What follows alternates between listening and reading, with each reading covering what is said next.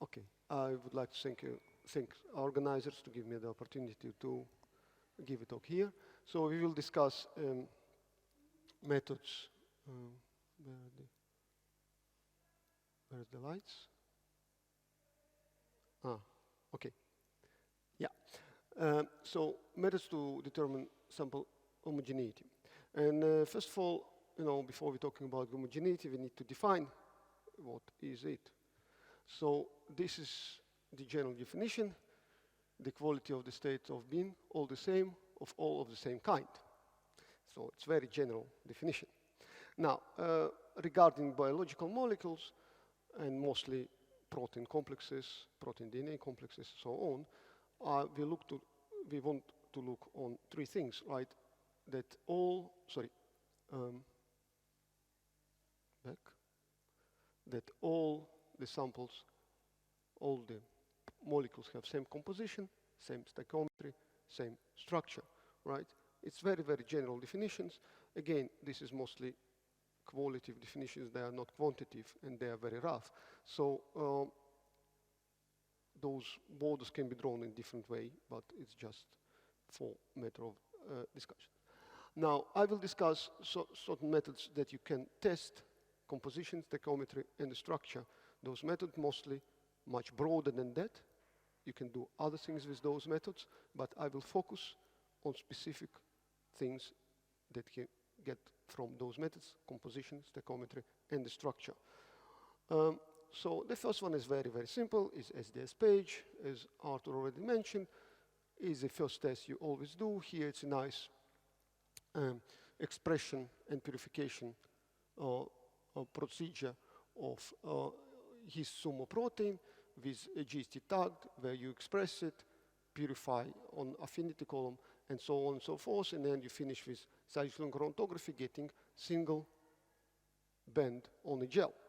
Is it enough to claim homogeneity? And yes, in a way.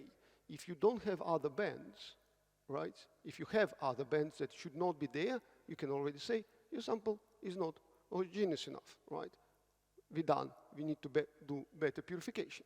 However, if you have only one band, it's not enough yet, because you can't separate two proteins on the same size. Same with the complexes.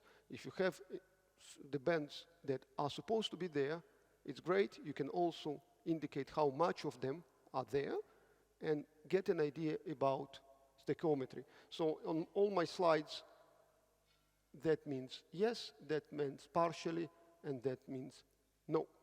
Obviously, you can't say anything about the structure, because this is the naturating technique. Same for the stoichiometry. So you can't say, is it oligomer, how much, what is the state of it. For that, you need to use other techniques that actually give you an idea about native molecular weight. And here I put together different techniques you can approach that. First is a size-exclusion chromatography, multi-angle light scattering, dynamic light scattering, analytical ultracentrifugation.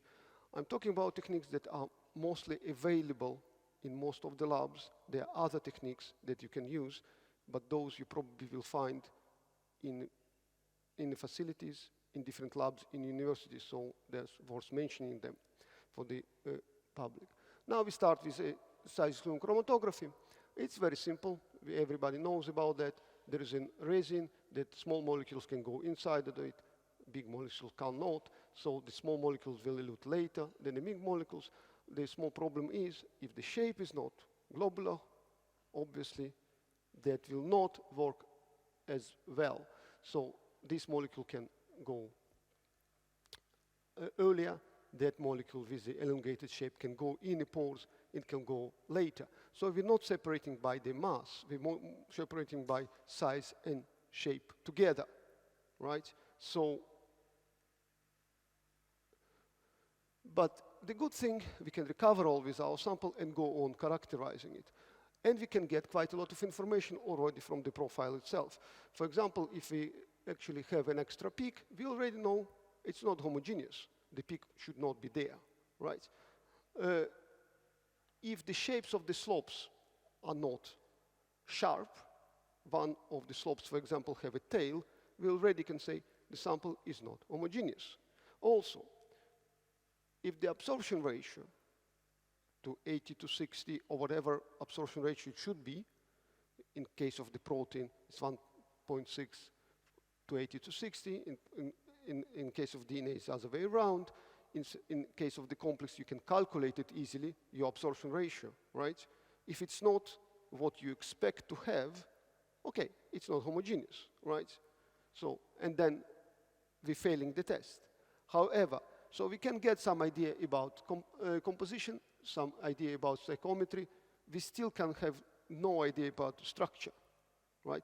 But if it's failing this test, it's not homogeneous, go back, do something about that, right? Now, but if you go and use multi-angle light scattering that based on the principle that if we have, laser light hitting our sample, it scatters, and this scatter intensity is proportional to molecular mass multiplied by concentration, multiplied by square of DNDC, and DNDC is actually a measure of change of refraction as function of the concentration that can be calculated for specific molecules, for proteins, for DNAs, and so on. This is calculated theoretical number. So using this method, we can collect intensity from different angles, sum them together, and calculate directly molecular weight of native sample, and also radius of duration. The problem is, if you have a mixture of different molecules in a sample, we'll get average of it. So, in order to avoid it, we actually link Mal's detector to cyclone chromatography system. In this case, this is a standard setup. We have cyclone column, UV detector, light scattering detector, array detector. UV detector and array detector provide us with estimation of the concentration. Now, and this is kind of a good example of what you can get out of it. As you can see, there are 4 different antibodies, and antibody 4 have eluted later than antibody 1 and 2. However, it has bigger mass. Antibody 3 has the same mass as antibody 4, but as you can see, it's not a single mass in a peak. It has actually higher mass in the beginning and the lower mass in the end. So this sample is not homogeneous. So, could we say something about composition? Yes, something. Stoichiometry, well, we can get a stoichiometry right away. With the composition is kind of problematic because antibody 1 and antibody 2 has exactly same mass. Yes, they elute in exactly same place. If you have a mixture of both in a sample, we never can say that they are not the same, right? So, but if we get this type of peak, we know that the sample is not homogeneous enough again, right? We either should do something about it, either we need to separate those things from each other. Now, another technique that using light scattering in other way is dynamic light scattering. In this case, we're also looking on the intensity of scattered light. And what we're looking at is how the intensity changes. The big molecules will move slower, and their profile will change with the time slower because they come and go from the light in slower speed. Now, if you're looking on the small molecules, the intensity over time will change faster because they will go in and out with a higher speed, yes? So we actually, what we can detect is the motion, Brownian motion of the molecules, right? And this is directly related to hydrodynamic radius of the molecules. Again, hydrodynamic radius of the molecules is not their size, right? Hydrodynamic radius of the molecule will change in different conditions. So it will not give you direct molecular weight as you can get from moles, right? From the multi-angle light scattering, there you get direct molecular weight. Here you get hydrodynamic radius. Now, how you actually do that? You do certain this experiment, you actually measure the intensities over small periods of time. Then you do autocorrelation of intensities with themselves. If the molecules move fast, then the change will happen faster. If the molecules move slower, this change will happen slower. Now you can deconvolute that autocorrelation function and get the idea about what are the species in the solution, right? How big they are and what is the percentage of them. Now, so you can get idea about stoichiometry, you can get rough idea about composition.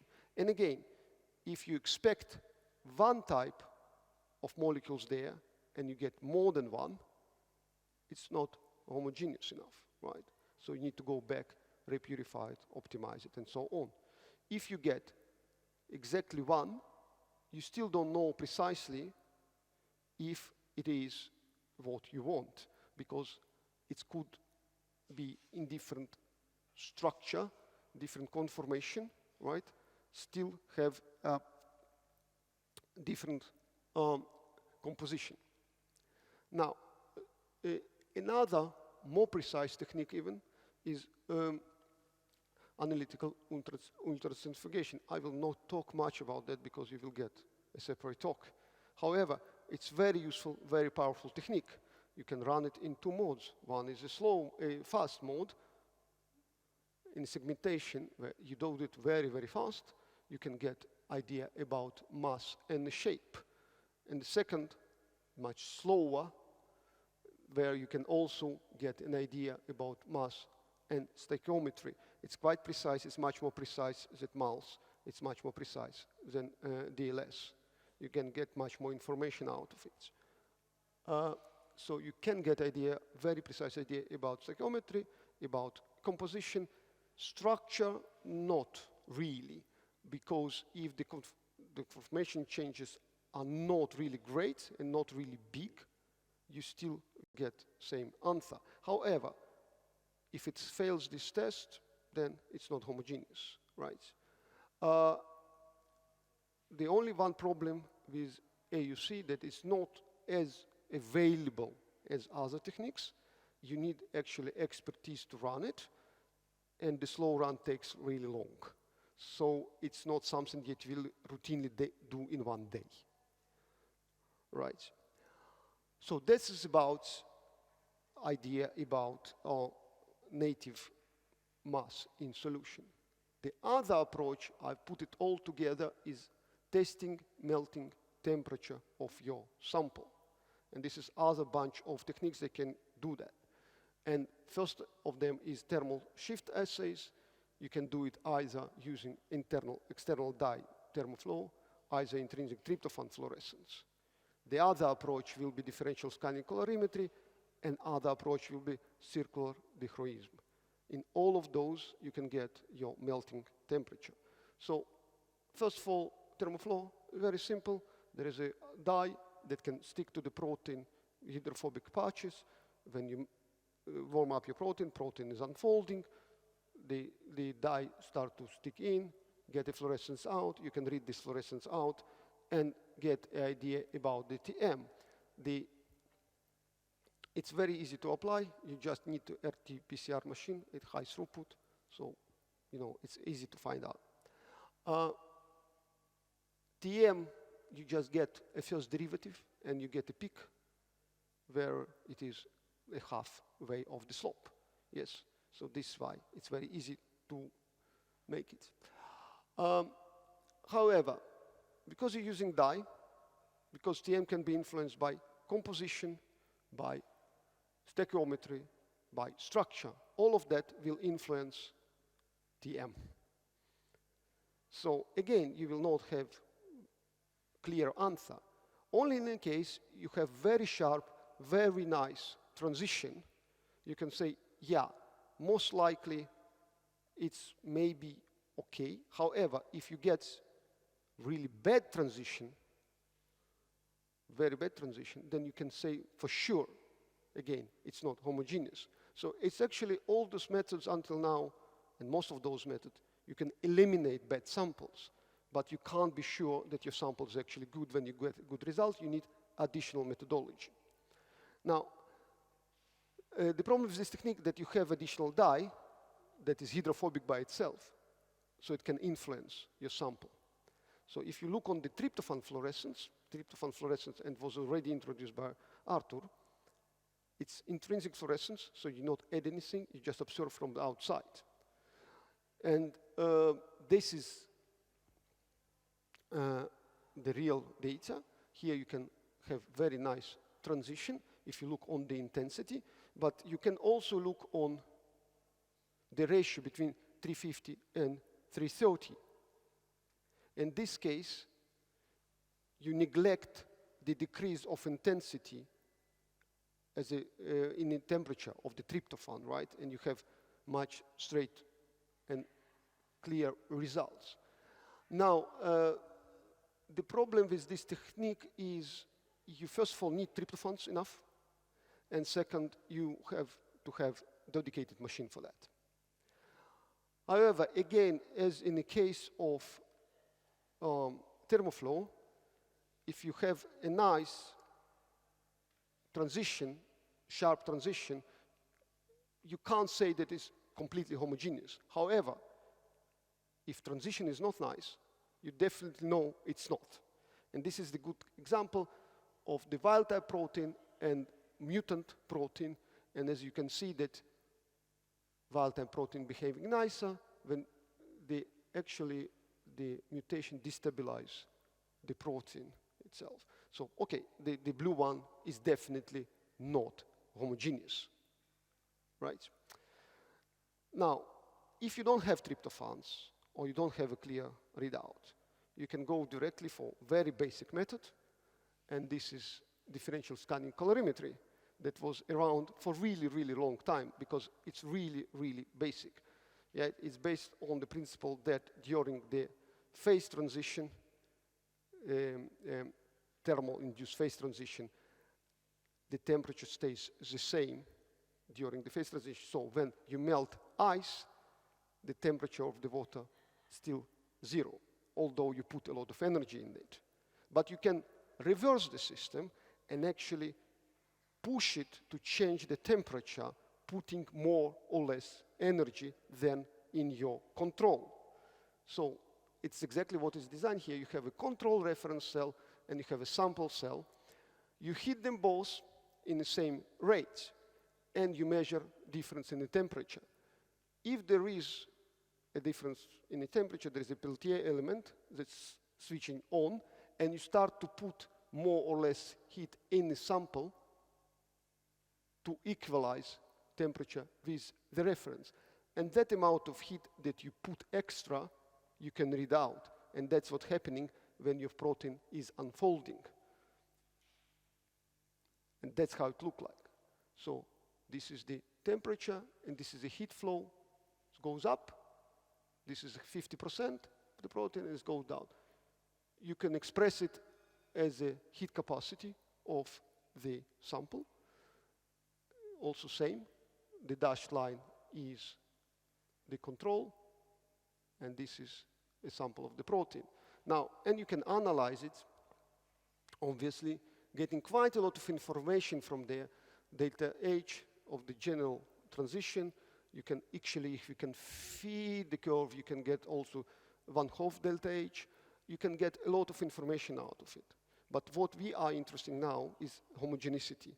Again, if we expect, if the profile is not nice, it don't have a good transitions, you can say, okay, we have a trouble with it, right? We have a problem. If the profile is really, really nice, then probably you can say, yes, it's probably have same composition, it's probably have, say, stoichiometry, and probably same structure, because different structures will give you different transition points. If partially it's unfolded, partially it's in different conformation, you expect different TM. In this case, you will not get a nice one peak, right? In case of complexes, you expect few peaks maybe to get, but then you have a good explanation for it. Yes. Now, next one, and actually even more precise technique, is a circular dichroism. Again, I will not talk here too much about it, because Arto will go in a depth, but the principle is very simple. If you have a polarized, circularly polarized light, the optically active or chiral, in case of biological molecules, right, molecule will absorb different polarization differently. So in the outcome, you will have a difference between left polarized and right polarized light. You can read it out. And different elements of structure will have different output in this case. For example, in this case, we have data from acetylcholine binding protein that mostly contain beta sheets.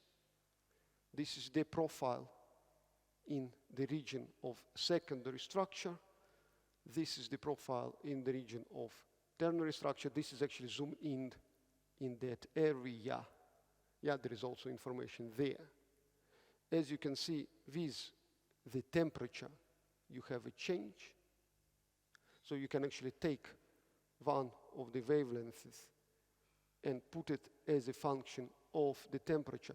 And this is 3 different species, HSBP from 3 different organisms.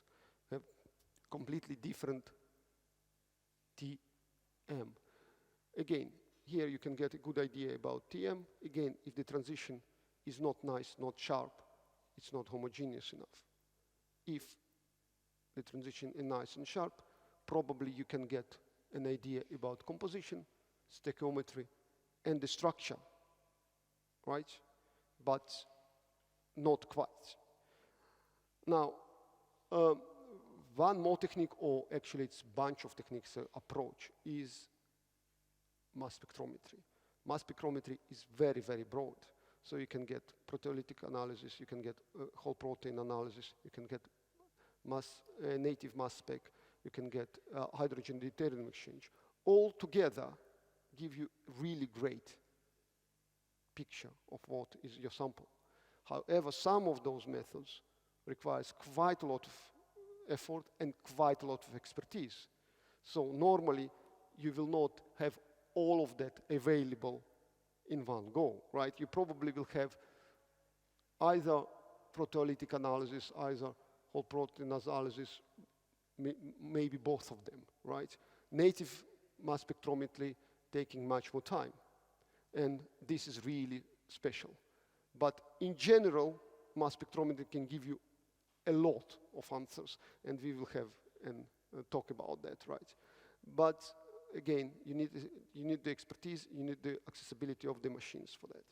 Now, if I sum up all those methods, what they can do, you can clearly see that none of them by itself will not give you an answer about homogeneity.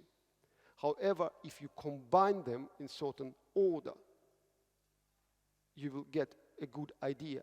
So if you do SDS page and this passing this test, you can go to SEC or SEC-MALS, or maybe combine with DLS, and you will get idea about stoichiometry. Now, if it passing this test, so it's passing the test of SDS, MALSEC and DLS, you can go to thermoflow, tryptophan fluorescent, calorimetry, CD, and then, if those okay, you can get an idea about other things. So if it's passing all those together, then you actually can claim, okay, my sample likely to be homogeneous. None of them will give you ultimate answer. Yes? Now, you don't need to do it all the time for every sample, right? If you did it once, you have your standard, gold standard of your sample, then you have limited set of tests you can run, as Arthur explained, right? But when you start with a sample, first time, you have to go through those things, unfortunately, right? It will take a bit longer than 1 day, I'm afraid, but next time it will take 1 day, right? But first time you need to make an effort. Now, so if I can summarize, that will be my chart. So you have a sample, you have to run SBS page. It's good to send it to to mass spec, yeah, at least to make sure that this is your protein, not something else, because there were a lot of cases where you get the structure of the other protein, mostly bacterial. And then you want one of those techniques on board, maybe two, yes? They will complement each other.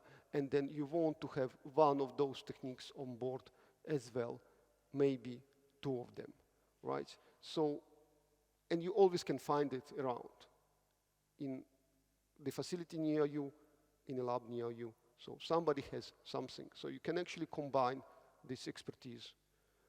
Or you can just ask help from the facilities that are dedicated for it. Yeah, thank you for your attention.